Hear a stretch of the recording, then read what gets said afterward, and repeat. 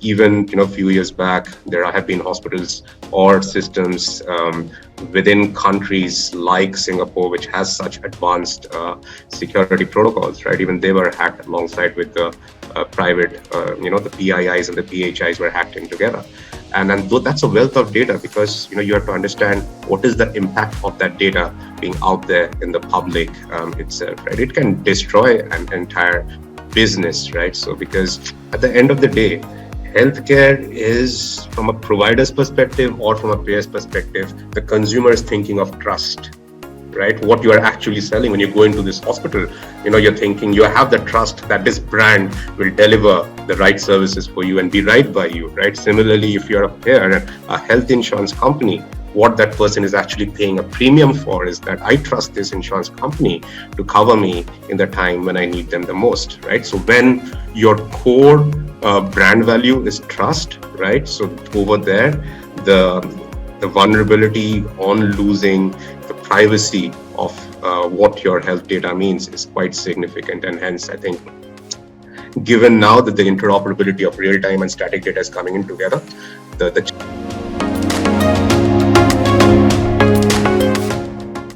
I'm creating in this digital world itself. So there are some parts of the world when I travel, I definitely see those conversations happening, not maybe really out there in open rooms, but conversations around, will there be a digital health exchange in the future where, if insurance company A or provider B wants Pramod's data, Pramod would be given 20 coins in order to share that. And it travels through an exchange where security is sacrosanct, right? Not that far away from that world. It might happen in certain parts of the world, but it will happen where the consumer is empowered with understanding of what is the value of the data that they generate just by keeping their smartphones on every day, right? So I think not there yet in Asia, nowhere close. In certain parts of the world in West, I definitely do hear those conversations in closed rooms. Amazing, right? So you are, once again, a topic that you brought up that is so interesting. We should spend a bit of time diving into it. This Web 2.0 and Web 3.0. Web 2.0, you are the product, and Web 3.0, you can monetize your data. Your data is your asset, you can start to monetize it. Can you shed a bit more light on the Web 3.0? And as a builder, or co-founder and CEO of Aktivolabs, how do you navigate these two worlds? Are you thinking about Web 3.0 already, or are you still building for a Web 2.0 world? Yeah, you cannot build innovation. You can't be in innovation if you do not really have a Web 3.0 strategy as and when it is there, right? What's your kung fu against it, or how would you be part of that world itself, right? It's an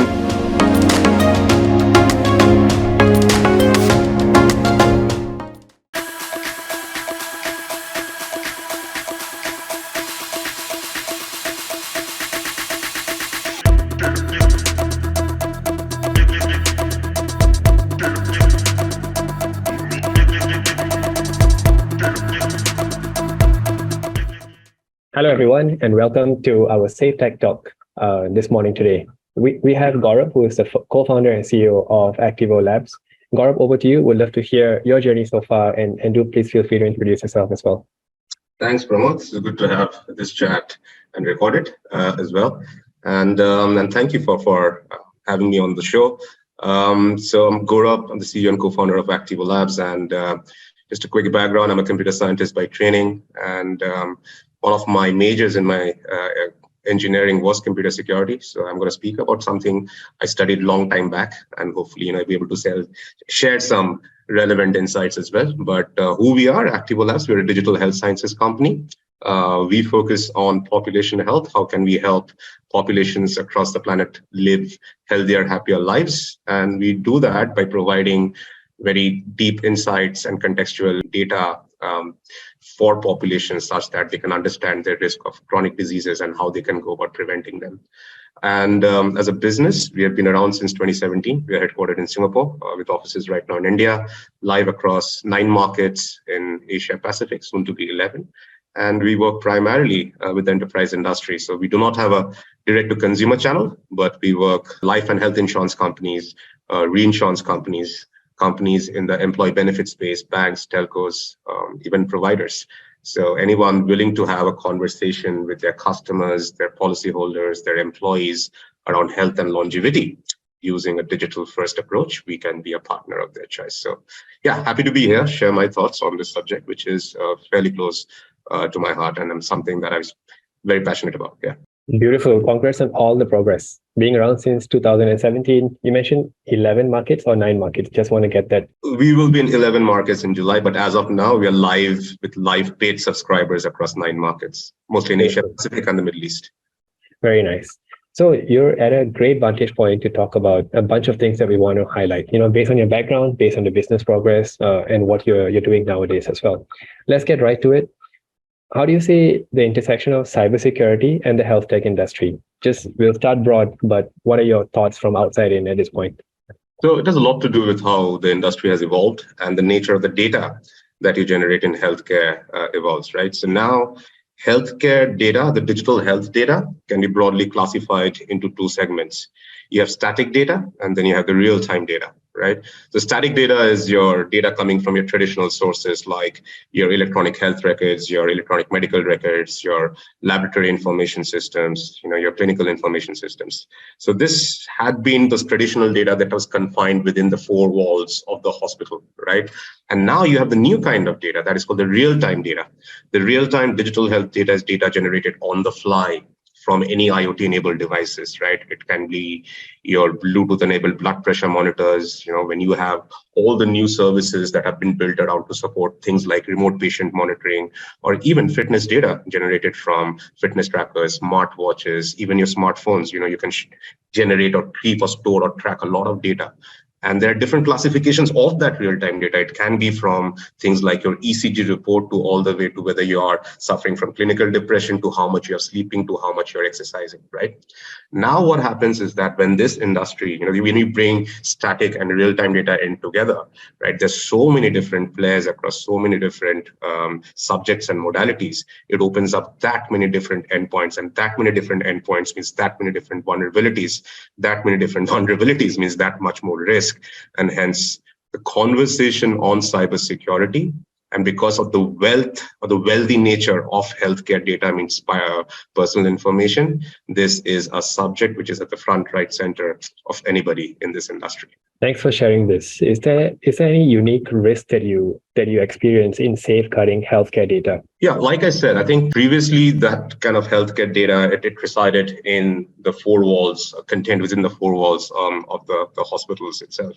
Now, this data is the interexchangeability of the data, the fact that different systems, disparate systems, are now required to talk to each other to deliver that quality of care. Right. So every time there's exchange of data, there are more endpoints. And with the introduction of that, right, comes that vulnerability itself. So it can be from anything. You think about even a few years back, there have been hospitals or systems within countries like Singapore, which has such advanced security protocols, right? Even they were hacked alongside with the private, the PIIs and the PHIs were hacked in together. And then that's a wealth of data, because you have to understand what is the impact of that data being out there in the public itself, right? It can destroy an entire business, right? So because at the end of the day, healthcare is, from a provider's perspective or from a payer's perspective, the consumer is thinking of trust, right? What you are actually selling when you go into this hospital, you're thinking you have the trust that this brand will deliver the right services for you and be right by you, right? Similarly, if you're a payer, a health insurance company, what that person is actually paying a premium for is that I trust this insurance company to cover me in the time when I need them the most, right? So when your core brand value is trust, right? So over there, the vulnerability on losing the privacy of what your health data means is quite significant. And hence, I think, given now that the interoperability of real-time and static data is coming in together, the challenges are fairly significant, but I think we have the tools to address them. This is very interesting, Gaurav. When we think of sensitive data, right, what comes to mind is your bank information, and secondly, your health information. And it probably is true that health information is probably much more important than your bank information. It's difficult to prioritize, right? If you lose that data, your login credentials to your bank account, it gets drained of money. people will not be happy with that. Or if you lose access to I mean, if your data, your health data starts getting accessed by multiple people, that may not be a good thing as well.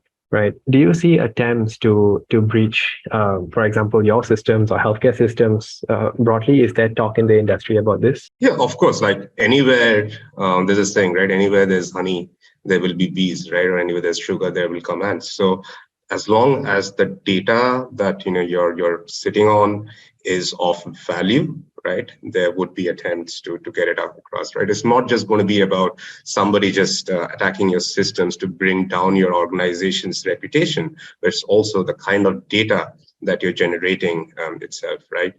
Provider networks who have always traditionally not been very open to share their data or interact with the outside world because they never had the answers to address the vulnerabilities with complete confidence. Now they're slowly opening up because the tools are there. Because they're opening up, that means again, like we said, the bees will come, and they come because of the value of the data. Real-time data, static data, PII, longitudinally created, right? Which means because of the proliferation of real-time data in the world, because of things like telehealth, because of the things like remote patient monitoring, all these different services alongside with continuity of data of care, they're delivered through the provider networks. This kind of data sets do not exist in the world today, and they have been generated by all these providers who now realize that having services outside the four walls of the hospital is now a hygiene factor. You need to have telehealth. You need to have a remote patient monitoring system. You need to have a patient engagement app as well, right? And this is not just only true for the providers. This is true for the insurance companies as well, right? So what if this data to their real-time data to their claims experience over a period of time, those kind of data sets across populations is of tremendous value, right? So, that would be of great value to pharmaceutical companies going forward. That would be of great value for governments to decide on their policies itself, right? Because the value of the data that has been generated in the healthcare industry, thanks to the advances of technology, right, that much more. That is the reason why I think somebody who would like to break into a system and get everything out, that's the value that they see. So yeah, I think healthcare industry. This is something like I think they are investing a fair amount in terms of getting in the right infosec people who could build or who could utilize the existing tools available in the right format. So do you see this consistently or in a manner that is up to your satisfaction globally? I mean, you are in multiple places, and so this gives you a great vantage point to look at different geographies, different countries, how they handle healthcare data, right? So do you believe that folks are looking at healthcare data in a way that is serious? Are they protecting it? Is enough being done to protect healthcare data as of now? Within the four walls of a hospital, I think yes. I think there have been enough unpleasant experiences in the past, which has actually enabled or which has actually initiated fast movement as well, because there's very clear data in terms of what is the cost of breach A, breach B, breach, and different classifications of those breaches results in what kind of commercial penalties for organizations itself. I mean, not just commercial, I think, which can be measured in commercial terms for the organization. So there are incentives. I think it's still a bit early for the real-time data because, and not say early, I think in certain parts of the world is still a bit nascent in terms of having that conversation or the consumer's awareness on this subject itself. In the West, people are more careful on this, and hence is the reason why GDPR came from Europe, right? I was talking to some of my friends, and then I would definitely say that what is the greatest achievement of Europe in the last 20 years? And he was saying GDPR, right? So that was how it is. So different markets have put different value on their data, right?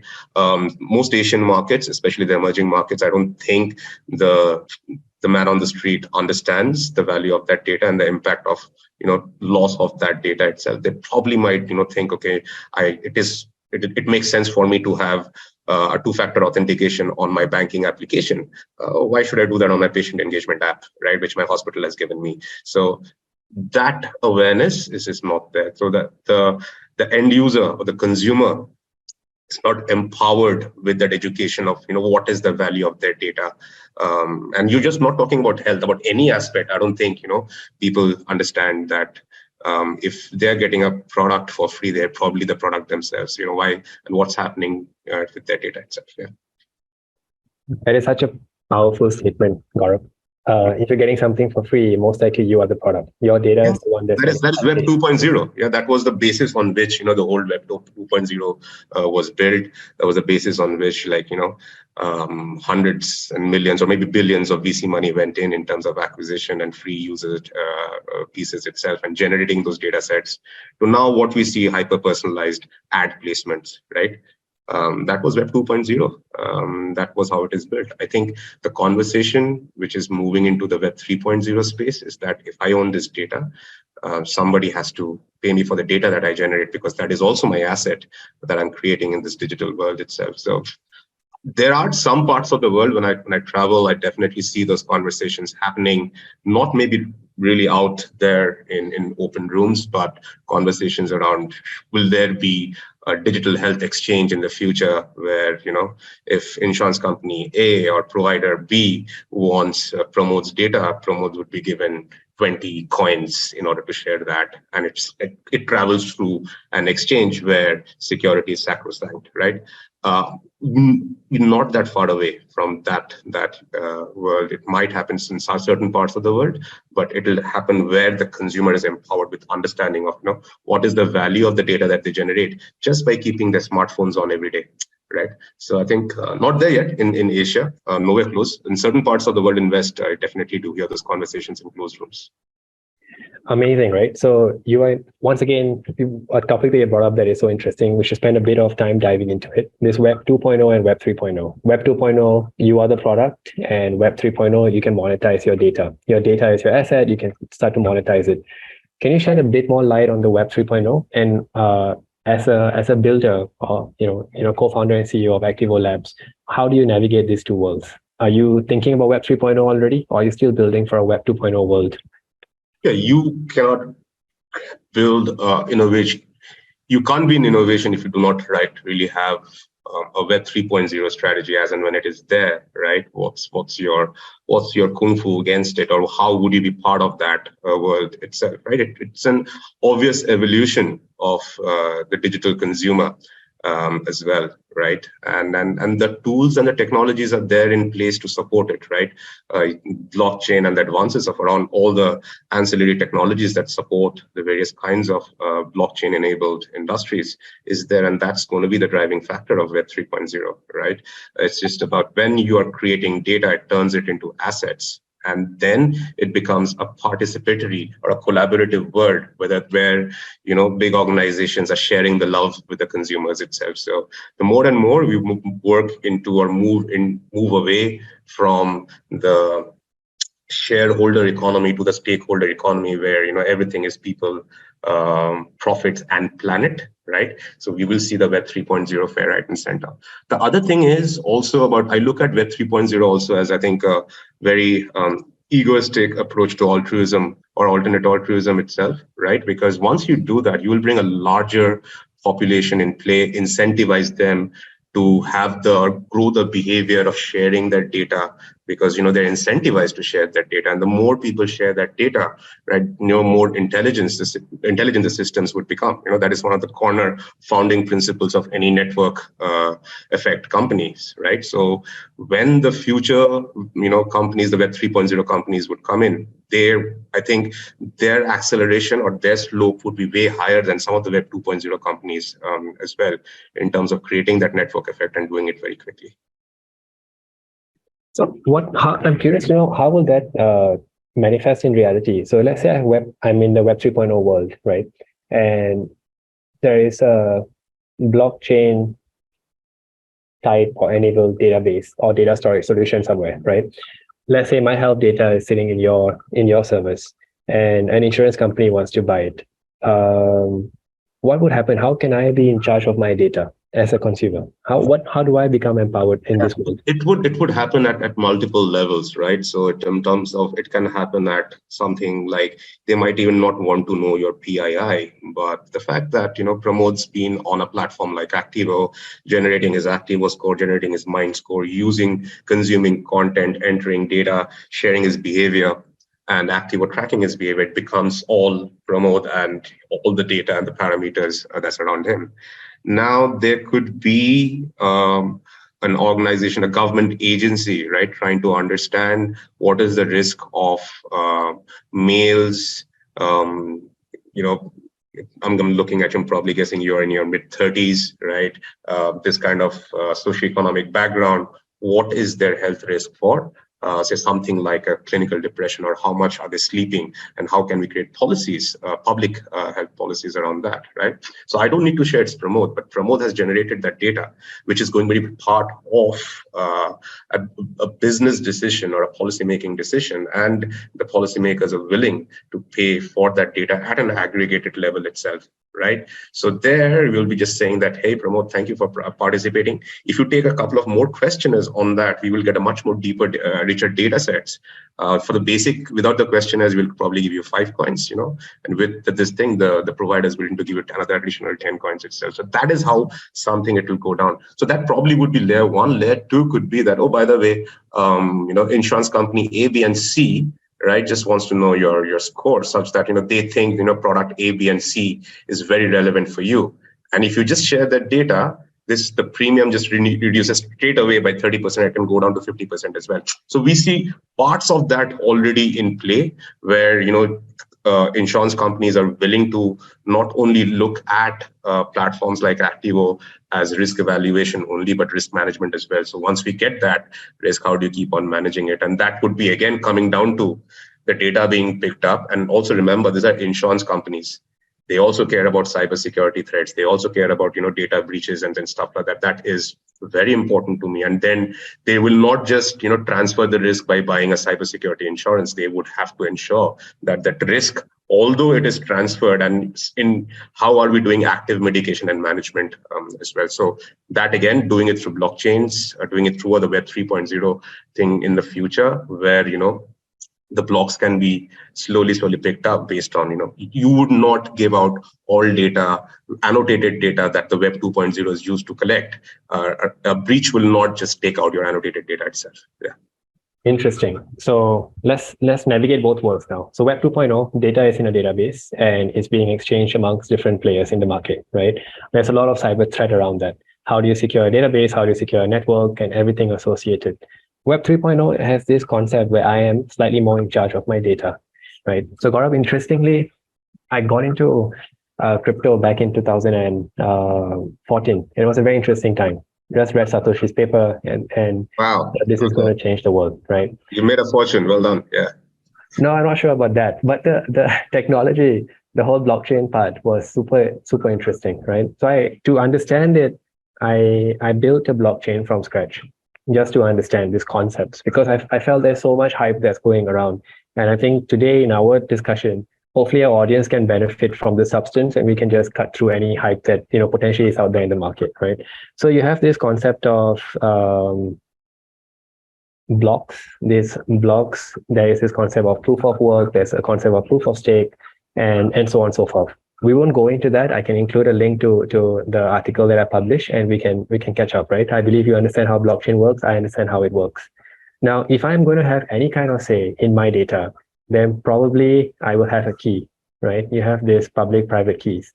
Now, to exercise my right, I will have to participate in a process, which means an approval via a mobile app or a web app, in which my key is stored with me, and you need M of N signatures.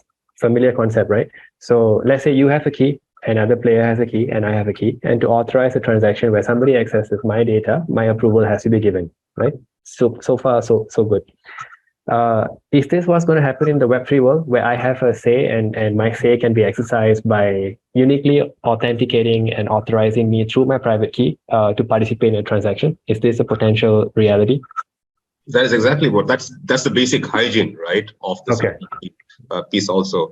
This is not only about just the security of it, why that like you mentioned, that public, private, and the multiple proof of work. Why it works is you have to understand especially when you're providing healthcare services and then you're getting paid for data or you've shared that data. Even in the healthcare industry, there is a very important concept, which applies to other industries as well, is the process of non-repudiation. Right? What something like this allows is that, okay, I have not used or consumed that services, or I have not shared that data. That is incorrect data, or that transaction went up. So last time my blood pressure reading was this, my ECG reading was this, right? When that other person or the provider or the doctor is taking it, right? Okay, this particular person's last measured weight, blood pressure, this was this, right? If that transaction did not go through across all the nodes, right, then you're not getting the latest one. So non-repudiation also creates integrity of the data that you're generating in the system itself. So those would be, I think, basic hygienes. What we have to look at beyond the core tech itself, where it is definitely, I think, that tech works much more better for a population at large. Also, because right now to implement that tech across all communities, there's a lot of it's still early days because there's so many different factors, socioeconomic, not just technological, socioeconomic factors that needs to be addressed. But yeah, to your point, I think what you just explained would be absolutely as a hygiene principle for handling non-repudiation. Because if you do not handle for non-repudiation in data transfer exchange, in healthcare, significant people can die, just to put it that way. Yes, so we are touching on some very important fundamental blocks here. So I'm going to come down to the part where the cyber risk is associated with. So for Web 2.0, if let's say you're using a MongoDB standard port, right? You can get hacked through that. The fastest recorded is about 9 minutes. Somebody downloaded a tutorial, set up a MongoDB, went online, 9 minutes, got hacked, right? It was a painful experience.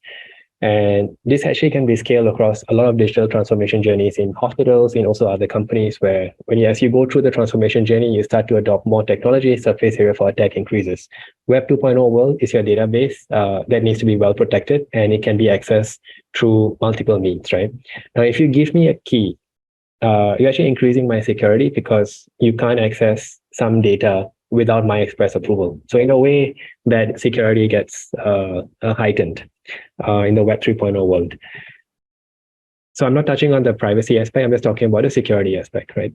Now, in a Web 3.0 world, equally with passwords, I mean, you probably have multiple accounts. I'm not sure if you remember all your passwords. I definitely don't. If let's say this starts to proliferate, right, across different companies in the Web 3.0 world, I have multiple keys. I may lose my keys. Then what happens? Am I compromised or am I not compromised? Are there any discussions that you see around this in the industry? Oh, it's been there since you've been in this in 2014. I'm sure you have heard friends that, who had his Bitcoin in a USB thumb and gone, right? And there's been a lot of popular, pop culture references to that. If you remember the Silicon Valley episode where this guy lost his $1 billion worth of crypto, right? And then they kept on searching it in the dump. So yeah, I think there is a risk in terms of having a digital asset tied to hardware. I think we are beyond that. The way I see it, and again, I have very limited knowledge in terms of what's happening in the infrastructure business side of the Web 3.0 world, but I think it obviously makes sense for one password for Web 3.0 to exist, right? And that's maybe somebody's already building it. I'm sure that's going to be a very, very helpful tool. These are things that could actually also help be tied back to other businesses, like, folks like Coinbase got hacked because of that, because public keys, too many of them, over there, out there in the public realm itself. So yeah, definitely do see that. But again, I am not the right person to share more because I don't know what's happening. But at prima facie, that the concept absolutely makes sense. I think there is a need for a one password in the Web 3.0 world. Maybe there's MetaMask. Have you used it? No, I'm not. Okay. I think you're spot on. Somebody's already built it. His life is being used. Because no matter what we do for big problems, when you solve it, you create new problems for all big problems. So the new problem is what if you lose access to your MetaMask? That is actually a personal responsibility thing, right? But let's come back. Just be responsible for one thing. That's just be responsible for one thing, and that's, I think, what you need to be. Yeah. Yes. Yes. Let's come to Activolabs and the cyber risk that you are seeing, right? How do you address the cyber threats, the current one and the emerging ones? How do you stay on top of them? Yeah, I think three way to really look at any risk, right? You mitigate, transfer, and accept. I think the first things comes with all the data assets that the company has and it generates, right? And then we took a very painful journey of identifying each one of them, both currently and in the future, and then classifying that, and the ones that we accept that it's okay for this to be public information, and if it is breached, right, what is the impact of that, right?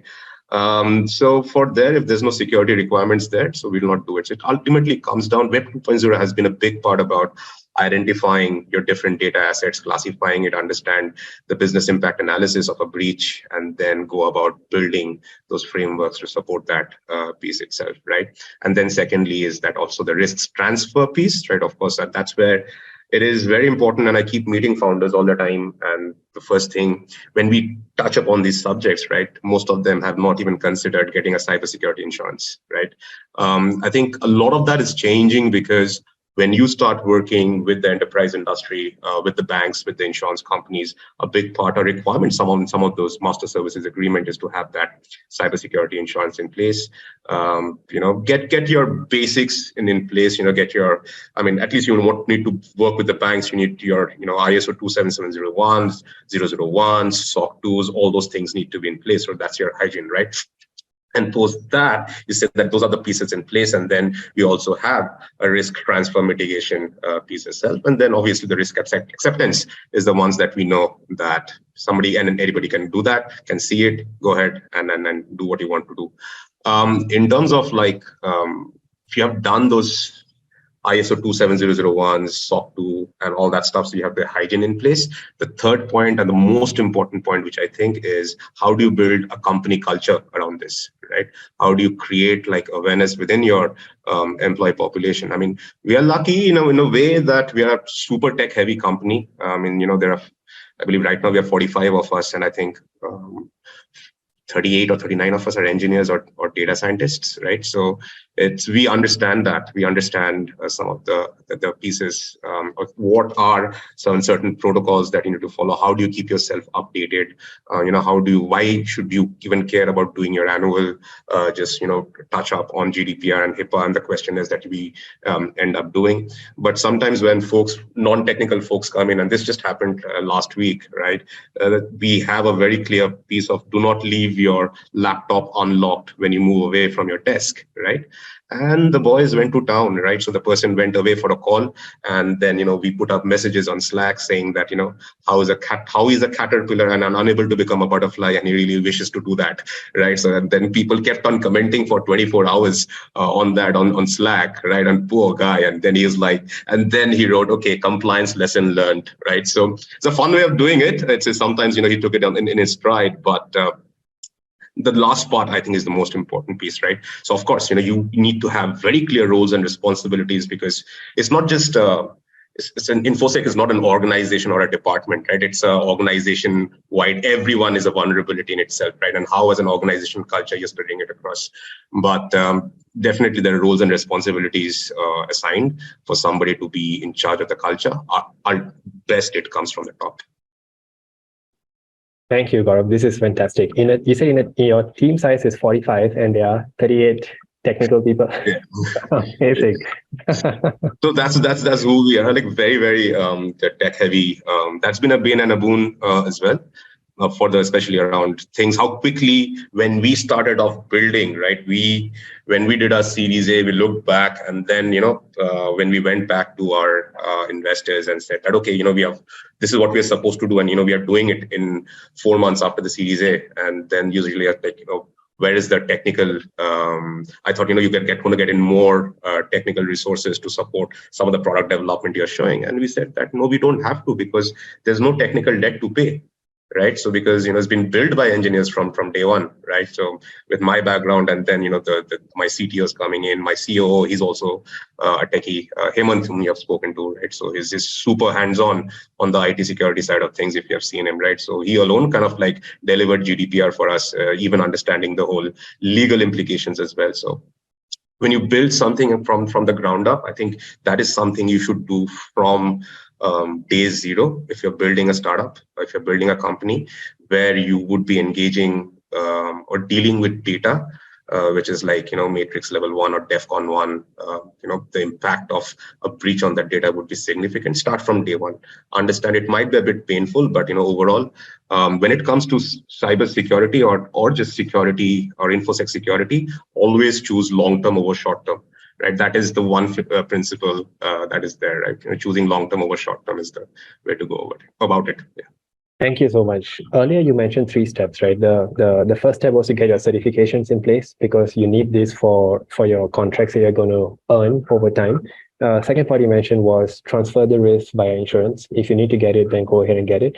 Then the third step you mentioned was the security first mindset, which means that as you are building, your tech team is thinking about security from very early on in your build, which is thinking long term and starting early in the journey, right? I want to double click on that mindset. Does it help that you have a majority of your organization is technical? Does it help from a security perspective? I think yes, I'm sure, because we have seen very business heavy founders trying to struggle with their tech team. Sometimes also kind of feel for them as well. Then when they hire a CTO rather than getting a CTO co-founder itself, right? I could see the pain immediately right then and there because somebody's not really taking ownership of things. I'm going to give you one example that happened for Activo. So when we build our first mobile application and then our first integrated contract, when I'm saying embedding the Activo services on the mobile app of another insurance company, this was in India. That was the first time we were building out our SDK to implement, right? And then everything was all about, we had to go through that pain of API security. All this while we're talking about, implementing something like an Amazon WAF or Shield. That was enough for us to like hold on to, protect our Mongos and protect our this thing, creating some kind of zones and then having the right protocols in place to even manage our systems, especially from an access control or user control perspective. Now, this is the first time we are opening up our APIs, and that's in multi and SDKs, a bunch of libraries, and we're going to tell them, we're going to share documentation around that as well. So when we started from day one, that's where I think all of us, Hemant, me, back then Nirman was the CTO, now Johnny is the CTO. We all sat down and we just said that, okay, how are we going to look in terms of, monitoring of our APIs, from day one, because it was not outsourced, we built everything. We did in our first APIs, we did things like rate limiting and all that stuff, right? So we thought about things like, man in the middle attacks. We talk about things like, SQL injections, how that can be, we talked about things like geofencing of those APIs itself, right? And then another challenge was thrown at us. It was an insurance company and insurance data. It cannot leave the 4 walls of India, right? So then we had to look at data mirroring and sharding as well. So everything we had to really, it was sweat, blood and tears, but those built the pillars for us to be able to now have this conversation at scale. Yeah. We learned it very painfully, very early. And I think that was a good thing. Yeah. And I think that's fantastic. That journey, that pain that you went through, made you invest in initiatives and efforts in the way you build it out. That will pay off for a long time to come, right? Probably there are things that you encounter now that you don't even have to worry about because you have dealt with it in the past. But equally, I don't want to detract from the fact that no matter what you do, it's difficult to go to sleep saying, I'm fully safe and secure, right? It's difficult to do that, right? So in your org, do you see heightened attempts of phishing, of ransomware, of brute force access to your systems? Do you see this kind of things happening with you as well? That is quite standard. So if you see the logs, it's just, I think it's not just even organizations. There are bots out there who are just going to try and do that as long as you have anything which are open, right? I think there was like 2.5 years back, one challenge we had was that on backward compatibility, some old APIs, the infrastructure, there were some open points that were available. And then, we were looking at why it was happening. Of course, it was blocked out because we had the hygiene put in place. But I think, to answer your question, Pramod, I think the only way you get it right is that do not rest on your laurels, right? Having that level of promise of cybersecurity on protection of health data is eternal vigilance. So you're never really sleeping peacefully. Yeah. You're never really sleeping peacefully. That's painful to hear, Gaurav, but it's true also. We simply cannot have this conversation without talking about AI, right? So I'm just stepping up the level of complexity a notch when AI gets introduced into our systems. So the quality of phishing attacks, the quality of cyber attacks broadly, is already becoming very much more sophisticated than before.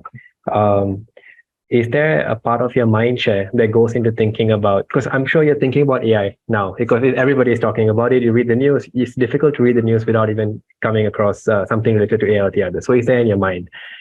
Is there a part of your mind share that's thinking about the cybersecurity aspects of AI and how it could impact your build at Aktivolabs? Or are you thinking of how you can use AI in your work? I think let's answer quite a few questions, Pramod. So let me just try and answer all of them, right? The third part is, yes, looking at AI-enabled API security, right? People are building it. That's a thing. And I think definitely that I've looked at it. I've spoken to Johnny also around that as well, in terms of as we go forward, right? Rather than bots coming and phishing and looking at any and every available open endpoints or any points of vulnerability, right? How can we use AI to AI-enabled API, just monitoring from there to interventions itself, right? So still, there's still an early space. We still don't have a lot of this frameworks and policies around using AI to monitor for security. And because when I'm saying that, it's just not monitor. If you monitor, do you take any interventions as well, right? And then who's responsible if that intervention goes against you as well? So but to your question, yes, we're doing that. In terms of AI becoming more and more, the availability of AI, coming into mainstream and being used for everything and everything, right? So you have something great, it will be used for something good or something extremely bad as well, right? So let's just take an example of the fact that, and even till today, there are people falling from a scam that, hey, I'm calling you I'm this prince, and if you're trans, and they still fall for that. Now imagine if AI starts doing that, like, oh, by the way, hey, Pramod, this is Gourab here. By the way, we just had a chat. Like, can you do this, man? I'm here. I'm stuck here, and I will speak, maybe the voice would even sound like me, right? My typing would sound like me, and you'll get a WhatsApp just like me. So that sounds like Gourab, right? How do you handle for that? I think my immediate piece is that increase your premium on your cybersecurity threat risk or on your ransomware and stuff like that. That I don't know. Still sometime, maybe not tomorrow, but it's going to happen very soon, where people can reach out in a way which sounds exactly like Pramod, right? My dad who's been a banker all his life, but still getting to terms with using digital banks. So imagine somebody who sounds like his son asking him, like, "Hey, Dad, can you give me the OTP? I need it quickly, very quickly," and exactly sounding like me, right? What happens then? Then this is the same piece around somebody. Our customer sounds exactly like customer. Even the domain ID looks like my customer, and asking that, "Can you send me all the data of your customers? Just send me via CSV." Right? So I think that's going to happen, but because that will happen, another industry will be created to protect against that, right? So there will be AI on AI to understand that this trend is looking like AI itself. And yeah, I think there's a few billions of dollars to go into founders who are going to try and solve these problems itself. It just goes back to the same thing, right? What I think the viruses did to the security industry, because there was a virus, now you have to create an antivirus, right? So I think we're going to see the same thing that's going to happen in AI-enabled security threats. And because you have those AI-enabled security threats, you have the bad AI, you need an antidote for good AI, and it will be an industry. That's just, again, my anecdotal, that's just my thoughts. I would say my employer, I don't think it shares my views here. Thank you for sharing this. So cat and mouse game, that's what you're hinting at. It is going to be a cat and mouse game. So the bad actors are going to get ahead, and then so-called the good actors are going to try and organize and catch up and get further ahead. And this will become a blossoming industry. That's something which I actually personally resonate with as well. I see that happening quite a bit. It has to be, right? Must create jobs, right? Why was there ever a need for a computer virus? It was created. And then there was an antivirus that was created, right? And then, how many of them are on NASDAQ or on NYC trading in, billions of dollars of market capitalization. So yeah, there's no reason why it will not happen once AI becomes mainstream. Yeah. Okay, thanks for sharing this. I think this goes to the root of our education also, Gaurav. When you were studying, you mentioned that you had some specialization in security, which I think is unique because most computer science curriculums globally, they teach you how to build, right? And building itself is tough. Your front end, your back end, your cloud, and so on and so forth, mobile apps. How did your early advantage in building for security benefit you in your career so far? Like how have you walked the world differently because you learned security concepts early on? And this I asked, let me share with you the context as well. Because there's a part of us that's also talking to education institutions and universities and observing how cybersecurity is now becoming more and more part of the curriculum. It is being offered as electives, and we believe that it's going to get more and more mainstream as well. But for someone like you had an early head start. Could you share your perspective? I think I would only say that probably a sustainability mindset got ingrained into me very early on, right? So just because I've built it, can it be used by everyone? And think of all the things that could go wrong. So I think another thing was that because I have a degree in security, I was told, or I understood the basic philosophy of what is risk, right? What is a threat? What is a vulnerability? And you can apply that to any aspects of the life itself, right? And what are our tools against risk fundamentally, like we said, right? Do you accept it? Do you mitigate it? Do you transfer it, right? And that is the thing that, not only for how we build secured computer systems and infrastructure. You can go ahead when I do my legal contracts with my customer. I understand who's taking what risk on that various clauses, and then what is my approach to that. So I think it was a very off-stream major I took. I don't think I realized very early on I would not be a tremendous coder. Because I think I had little trouble in terms of my early days, especially with calculus and linear algebra. Then I was like, okay, I like networking more, and that attracted me. I was fairly good with arithmetic than linear algebra and calculus. So hence, I picked up computer security, infrastructure, and design. But that again, it ingrained, I think, a DNA of understanding sustainability. And you do that when you understand risk at its core philosophy. Yeah. Thanks, Gaurav. I think this training is going to serve you very well for a long time to come. So I'm glad you did it. The interesting life choices you made early on, how they turn out. Now it's actually mainstream. People need somebody who understands this by default, right? Yeah, back when I was doing it, everyone was like having a full-time software engineering major. Even the ones who were not doing software engineering, they were like looking out. Okay, I'm gonna graduate and then become. They're learning Python, and they were learning like, okay, I'm going to become a full stack developer, and I'm going to build. And then I was used to think like, did I get it right? Did I get it wrong? What happened? But as I say, life is lived forwards and understood backwards, and I think I can join the dots now. Yeah. Yeah, the dots are connecting. So this is so interesting. I'm glad we got to explore that today. Gaurav, thanks so much for your time. We have come to the end of our discussion today. There's so many things I'd love to dive deeper into with you as well. These points we'll keep in mind, and in a future session, we'd love to speak to you again about them. But for now, is there any final thought that you have with regard to the future cybersecurity and healthcare? Is there anything that you'd like our audience, your audience, to hear as well?